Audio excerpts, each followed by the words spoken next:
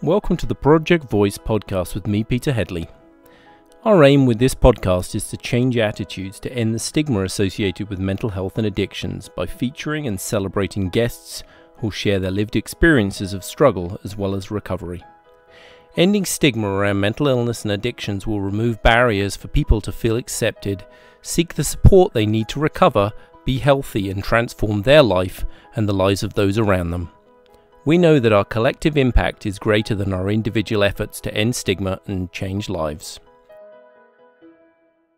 In this episode, I'll be talking to Alan Kaler. Alan's a best-selling author of 4 books, including Stepping Out of the Shadows, and most recently Mental Health, It's Time to Talk. Alan's been featured on TV and radio, but is best known as one of Canada's most sought-after speakers when it comes to the topic of mental health. He's stood on more than 500 stages across Canada where he shares his powerful message of empowerment for people to live as opposed to merely exist. Alan lives in Saskatoon with his beautiful wife, 4 boys, 3 dogs and a tank of fish. I started out by asking Alan to tell us a little about himself and what life looks like for him today. My name is Alan Kaler. What life looks like today is incredibly different than what it used to look like. I'm fortunate to teach part-time at the Saskatchewan Indian Institute of Technology, the Mental Health and Wellness program, and I'm fortunate to be a motivational speaker and take some of the challenges that I've faced in life and shed some light on those challenges. So going back a few years, so before recovery, when did you notice that you were actually starting to struggle day to day, and what did that look like? Struggles for me really started to surface around the age of 17, and I would say all the signs are there. I started to deviate from leadership roles, the academics started to slide, I changed peer groups, turned towards substance abuse. Yet through all of that, nobody approached me. And what's the message that we get when we're in pain and nobody approaches us? You know, nobody cares. And I know that they cared, but I don't think that people knew what to do with me. And the fact that I couldn't put a voice to my pain led to a lot of isolation and withdrawal, and it became a very lonely journey to start off with. So what were you noticing? So you're talking about sort of loneliness. What were you actually noticing that was actually changing about relationships that you were having with people? Well, relationships is interesting because even in the context of addiction, I'm not sure that we have relationships as much as perhaps we take hostages. And I can look back and see that the people around me really weren't what I would call friends. I mean, the true friends are people who would perhaps challenge some of my behaviors, and I really pushed a lot of those people who are close to me away. I think that even when they tried to help, I wasn't ready for that help, whether that was for mental illness or addictions, and that also led to that lonely journey. And when was the time that you noticed things were starting to turn around a little bit? What were some of those steps that you started to take? There's a good line that says, you get sick and tired of being sick and tired. And I think I reached out for help a number of times. There's a good line that says, the best way to hide an injured soul is through a fake smile. And those are actually the words of Robin Williams. And I felt a lot of parallels with his life. And I didn't know how to talk about my pain. There was one person in particular who was an instructor at the University of Alberta, and his name was Ian McNeil. And he had the ability to not fix me, but just listen. And in hindsight, I can look back and understand that at no point did I ever want to be fixed. I just wanted to be heard and ultimately understood. Because I saw over 20 different professionals. You know, all the psychiatrists, psychologists, I sat in all those waiting rooms. I was put on 13 different combinations of pharmaceuticals, trying to find that match. And while that can definitely work for some people, it never worked for me.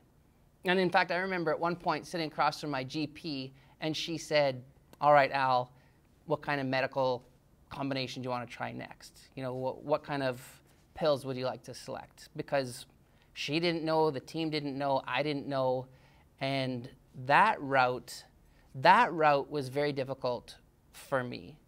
I eventually just felt like a zombie. You know, things were happening in life that I knew should provide happiness, and I didn't feel happiness. I would say that I was going through the motions, but not the emotions. I lost the ability to feel. So was there I mean, you mentioned an instructor there, but was there a pivotal moment, a turning point for you that you could speak to that actually meant that from one day to the next, or as a process, things changed for you? One of the pivotal moments for me in my life that I would say was a catalyst for change was when my best friend, Justin Andres, died by suicide. We had very similar journeys. We both struggled with mental illness. We both struggled with addictions, and for whatever reason, he's not here and I am. And I learned a lot from that loss. I learned how to grieve sober. I think that suicide put a lot of things in perspective for me, because I saw the effects of what that action can lead to. I put J.A. on my throat, Justin Andres, my best friend's name, as a reminder to talk openly about suicide, as a reminder to talk openly about my own pain, not always at a public level, but to make sure that I'm talking about what's going on inside of myself. I've learned that shame is toxic. I didn't talk about my pain for years, and shame damn near killed me time and time again. And I've learned that the more that I put a voice to some of my pain or to some of my shame, the freer I become. That's one of the gifts, that I think Justin gave to me through that act. I isolated a lot. I withdrew a lot. And I've learned that when you continuously isolate yourself, it just becomes darker and darker and darker. And I literally had to get myself out from the dark into the light. And it's the same thing with my emotions and with my struggles, because emotions are energy. And I used to suppress all of that. And as soon as I started to put a voice to some of my pain, as soon as I started to talk about it, to write about it, the freer I became, because darkness simply cannot live in light. And to what extent for you was part of that experience actually your gender? And maybe I wonder if you could talk a little bit about the difficulty particularly that men face in your own personal experience, but also in helping others. What the barriers are for men when it comes to either recognition, having the vocabulary, or really being able to reach out and ask for help? It's interesting, because when I talk to children, or I talk to adolescents, and boys in particularly, and I say, define what strength is to you, the automatic response is always the physical, right? And one of the things that I'm so passionate about, why I talk openly about my struggles, is exactly for those boys, so that they can become aware that this is certainly not something to be ashamed of. This is not something that is weak when you talk about your emotions. It takes incredible courage. I get the fear, I get the anxiety that it takes to put a voice to this, but I also get the rewards. And the boys in particular, I hope that they can understand that it is a strength. You look at the numbers around suicide. 75% of all suicides are by males, and yet it's the men who are the least likely to get the help. And as I alluded to before, emotions are energy, and it's essential for them to put a voice to some of that pain. Things like, or words like man up, those are words that people have to really think about before they spit them out. There's that line, taste your words before you spit them out. And I don't think that we always are aware of the effects from our words. I think that children are always watching. I think that sometimes we do a great job of talking the talk and we don't walk the walk. It's the simple things. It's the little things. Like I came home from work one day and our oldest son said, "How's your day, Al?" And I got that robotic response of good. Yet nothing on my body is saying that I'm good. And I at least was able to catch myself and think, well, why would my own son be able to talk about his emotions if I can't even go there, right? And I didn't get into details about what happened in that day, but at least I was able to say, you know what? Today was a difficult day. And it's those little things, whereas men, we have to show that it's okay to demonstrate emotions or to release some tears, because that will give them permission to do the same.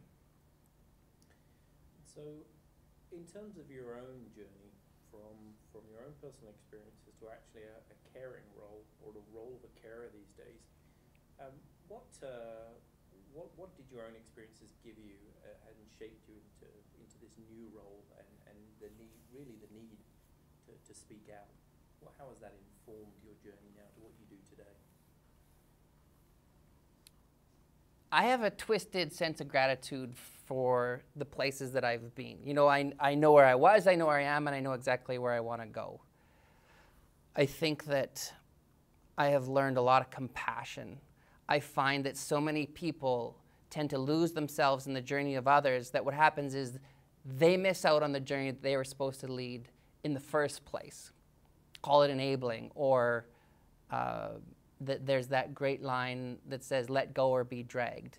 And all my struggles, personally, and even when things happen around me, I really had to look at what is in my control and what is out of my control, and I've had to really leave the rest. And one of the things that I'm passionate about is just empowering people to get back to the journey that they were supposed to lead in the first place, and letting go, surrendering to the things that you can't.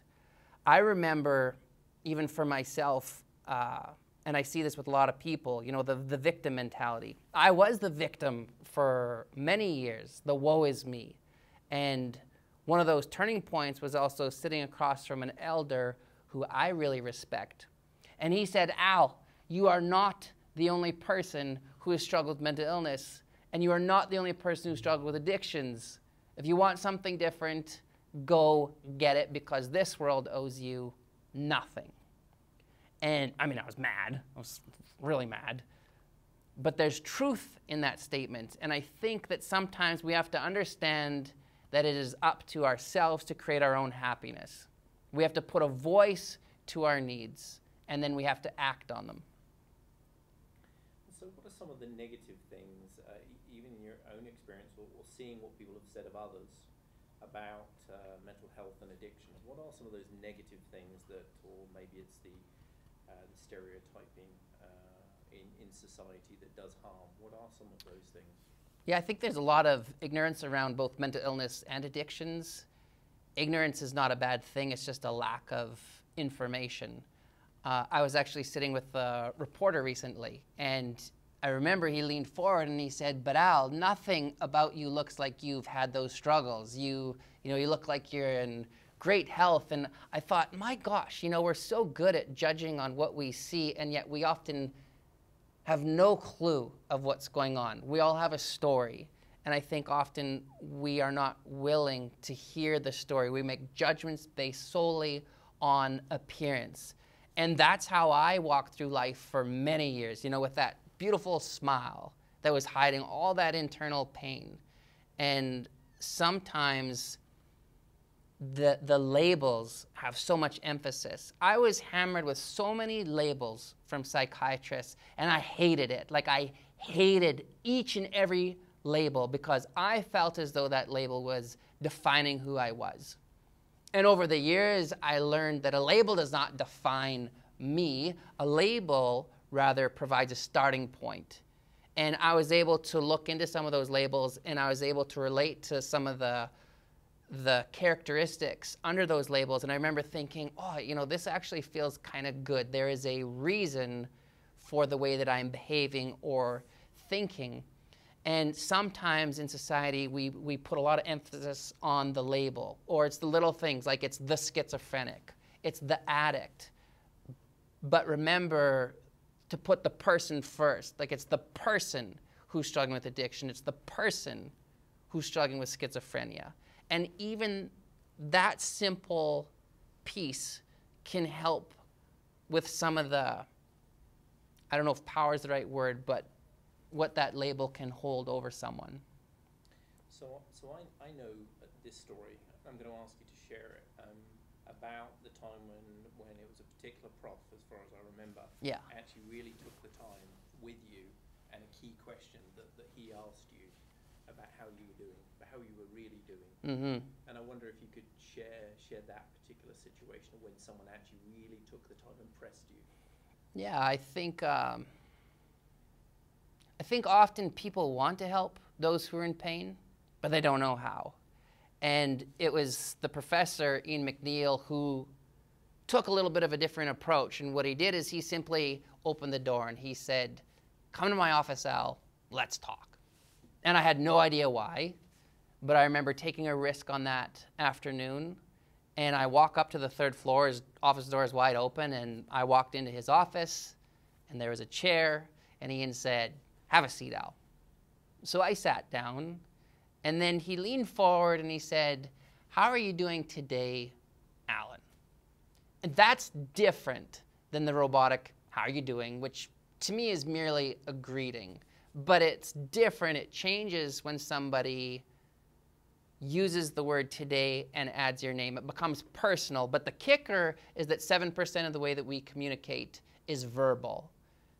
7%. The other 93% is through the tone, the mannerisms. You know, he was engaged. There was compassion when I was talking to Ian. And that was one of the first times in my life where I thought, okay, Ian, you want to know? And I took off the mask and I actually talked. For 10 minutes, I just talked. And he did not fix me. He listened. And then he put the ball in my court, because I think we all want power. We all want control. And so he gave me resources. He basically said, what are you going to do about it? And if you want something different, you have to do something different. So he provided me resources. I got note takers. I got tutors. I wrote exams in rooms with myself. I got more counseling.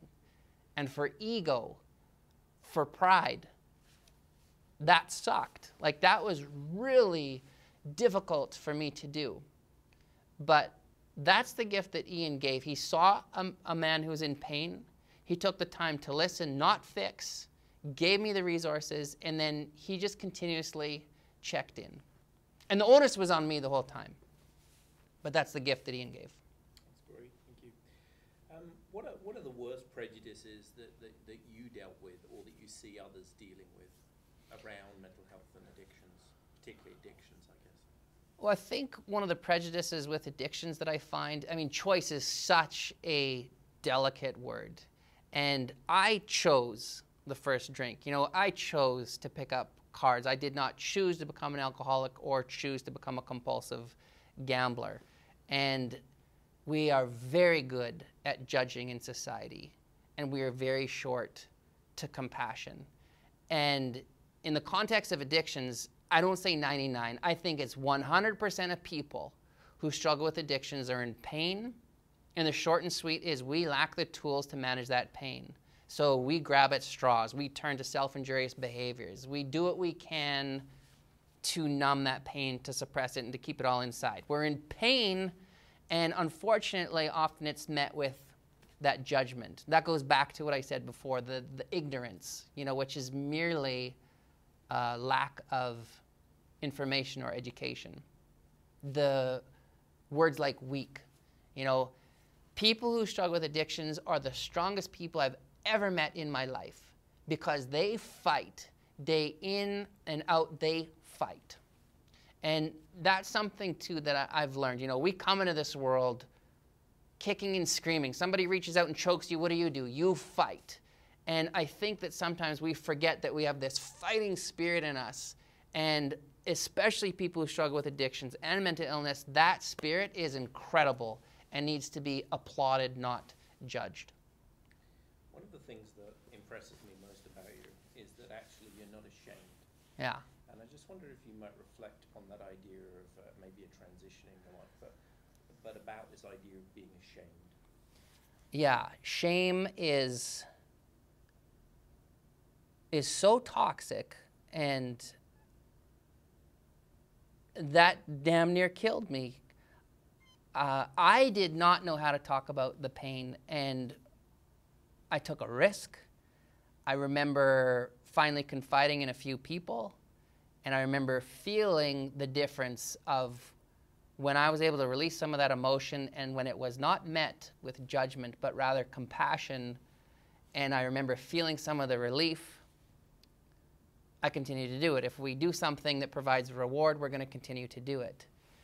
And then once I started to tell my story at a public level and I started to stand on different stages and get more audiences, what happened is that people would come up, and then you hear these infamous words, the two words, "Me Too," connection, you know. And I thought, oh my gosh, if somehow my struggles are able to assist others, then why would I not put a voice to some of that? And then it just continues to move. You know, you empower others to put a voice to their pain, and you can see this transformation. I was speaking at an event not too long ago in Vancouver, and it's a man who's in his mid-40s who comes up to me after this event, and he's very emotional. He starts to cry. He rolls up his sleeves, and he doesn't say anything, but this says everything. And there's fresh cut marks from the morning, and he says, "Me too." You know, he's struggling with mental illness.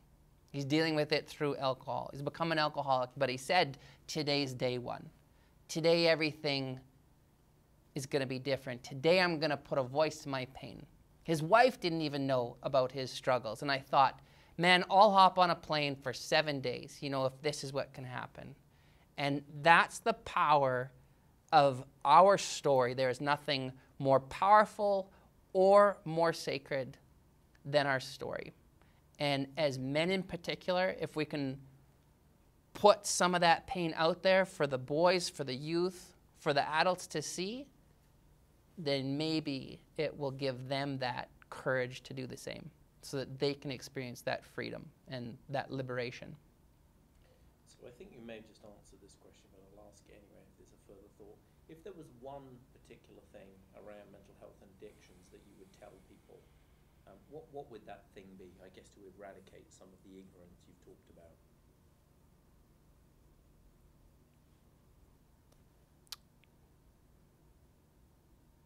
I think that nobody would choose a life of hell. You know, we all want to be happy.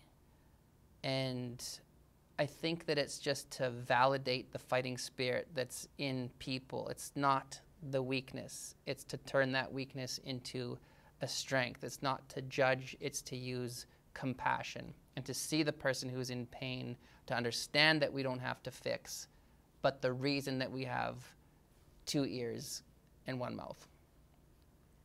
And so, I mean, based upon what was said to you, or things that you've heard of others, what is the one thing not to say that you've heard that is damaging to people in those situations?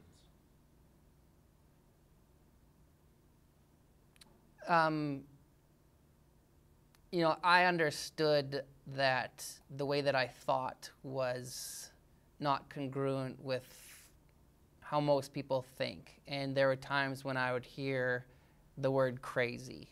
You know, that's what I was saying before, to really taste your words before you spit them out, because it's the slang terminology that really cuts. And when I'm already out in society and I'm putting on a mask, sometimes it's those little words, or why don't you just stop? In the context of addiction, I heard that from a lot of people. Look what you're doing, Al. You know, you are ruining your life. And one doctor gave me 1 month to live if I didn't change what I was doing. And I knew that. I knew that I was destroying self. But when people continuously came up and said, just stop, to me that was like being told, stop breathing. I mean, how do I stop something that is so innate? And when I lack the tools, you know, I'm just grabbing at straws. So words like just stop, I really felt misunderstood even further, which I guess pushed me more into isolation. I asked Alan if there was a final message he wanted to share. Hope. Hope for me is everything. I used to always say to myself, one day I'm not going to have to fight so hard. There are a lot of dark nights, you know, but I always hung on to that fact that one day things are going to get better. And I can look back at where I was 8.5 years ago. You know, I had no friends. I was active in my addiction, and to sit here in front of you now and to understand that I have a beautiful wife. I have 4 healthy kids. I have a career that I love. You know, I have a home, not a house. If somebody would have come up to me 8.5 years ago and all those times of despair and said, hang on, Al, one day this is what you'll have. I mean, my gosh. And that's the power of a lot of different things. Putting a voice to my pain, getting rid of the victim mentality, surrounding myself with people who bring me up, not down, and hope. Thanks for listening to the Project Voice podcast with me, Peter Headley, and thanks again to Alan for joining me and sharing. If you're interested in Alan's work, you can find a link to his website in the podcast details. Please subscribe, download our podcast on Spotify and iTunes.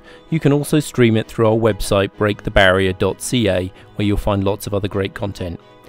Please seek out our videos and posts on YouTube, Facebook and Instagram. We'd also love to hear from you. Please post comments and questions, and we'll look to include them and reflect upon them in future episodes. Also, if there's someone you think we should feature as a guest in a future episode, or a topic you'd like us to cover, please let us know. Please check in again for further episodes from other wonderful guests sharing their stories. In the next episode, I'm going to be talking to Megs Reynolds, a Saskatchewan-based farmer and agriculture and mental health advocate. Until next time, please spread the word about what we're doing, and let's work together to end stigma and change lives.